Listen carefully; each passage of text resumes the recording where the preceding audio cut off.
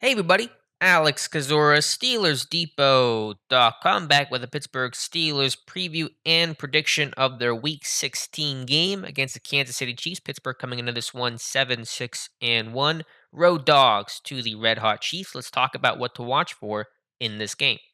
We'll start with the caveat. I'm recording this here on Christmas Eve. Those are my Christmas Eve plans. And we don't know the status of marquee names like receiver Tyreek Hill and tight end Travis Kelsey for Kansas City. And so obviously, whether or not those guys play will impact this game fairly significantly. Of course, the Chiefs still have Patrick Mahomes, and that's ultimately the most important piece to that team. So we'll start with that offense. And they got off to a rough start this season. Their offense was not humming. Mahomes was struggling. It was a lot of turnovers. Some of those were Mahomes' fault. Some of those were receivers not catching the ball, fluky things, tip deflections, bad bounces, and the like. And so over Mahomes' last 6 games, he's only thrown 3 interceptions, and as a team, they've only turned the ball over 6 times their last 6 games. And so it's no coincidence that offense has gotten back on track when they've begun to eliminate those mistakes and turnovers and things that cost you possession and field position and obviously a chance to put points on the board. And so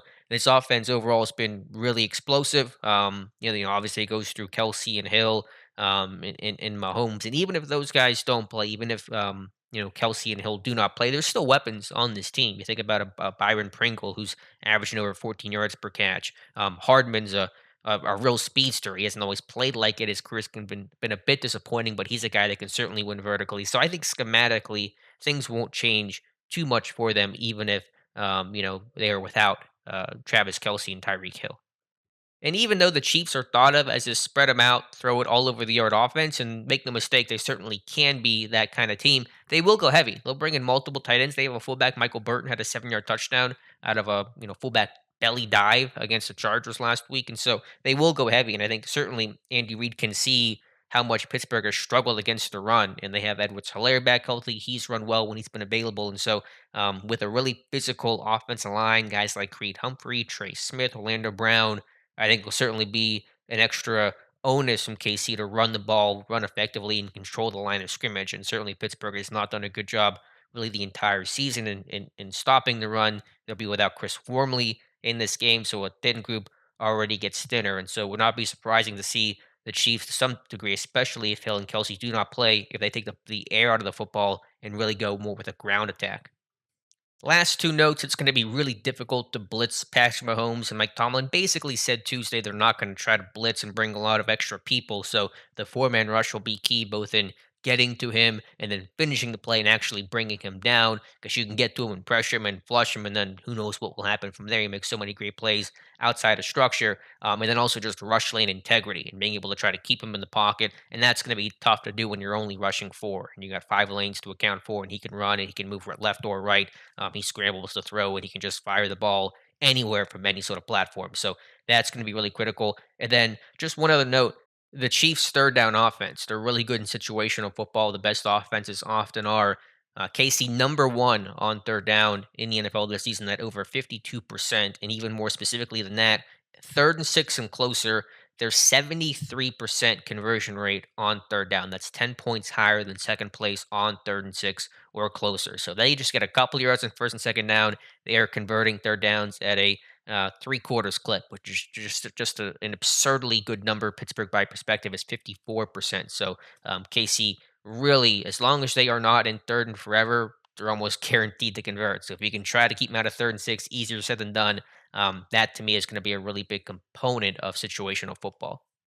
Defensively for the Chiefs, it's really been a tale of two seasons. The first 5 weeks, they're allowing 32 points per game. That was last in football. Since then, they're allowing 14 points per game. That's the best in football, the fewest points allowed in football. And so they've gotten healthier overall. They've, of course, traded for Melvin Ingram. Chris Jones is playing more along the interior now.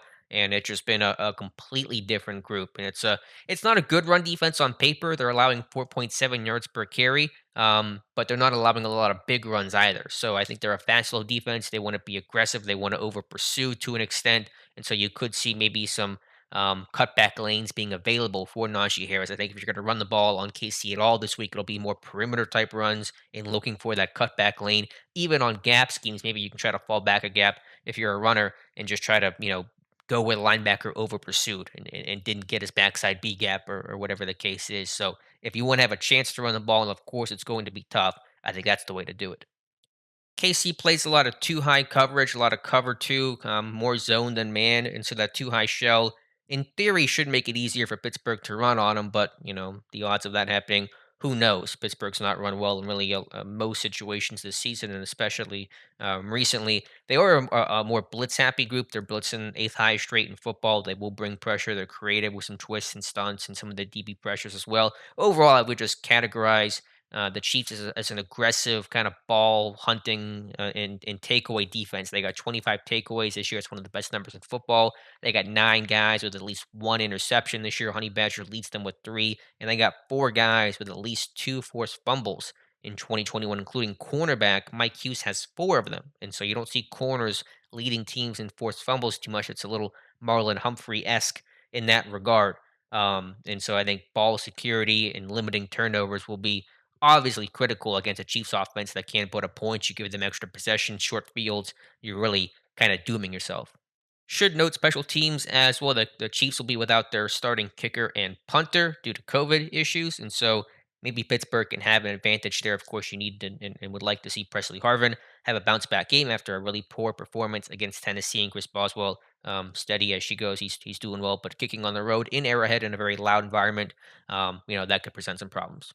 So overall, my weekly infamous prediction, I'm 0 for 4 picking these, and I'm very transparent about that. I don't hide from it. I'm not here to give predictions, and that's not how I do my job. And so that's the worst part of my job. I'll take it. But I got the Chiefs winning this one 27-20, so a bit closer because I don't know the certainty of the status of Hill and Travis Kelsey. I think Pittsburgh can try to hang around. They've done a decent job of keeping scores down this year, but just too much firepower for the Chiefs. I think that run game will get going for them. And Pittsburgh's averaging 19 points per game, and that's not a good way to beat the Chiefs. If you beat KC, it's of the higher scoring, the shootout type of variety. I think, but Baltimore beat them 36-35 earlier this year. They don't lose too many low scoring games because they don't play a lot of low scoring games, and so Pittsburgh probably just lacking the overall firepower in this one. But hey, since I picked the Chiefs, that probably means we're talking about a Steelers win on Monday, and I will certainly take it. If they lose this game, win the last two, beat the Browns and beat the Ravens, and I think you have a good chance to make the playoffs in some capacity. So let me know your thoughts in the comments below. Give me your score prediction. Will you predict an upset? Do you think the Steelers can and will beat the Chiefs this weekend? Let me know your thoughts again in the comments below. Appreciate you guys watching. Have a very Merry Christmas and Happy Holidays, and we'll talk to you soon.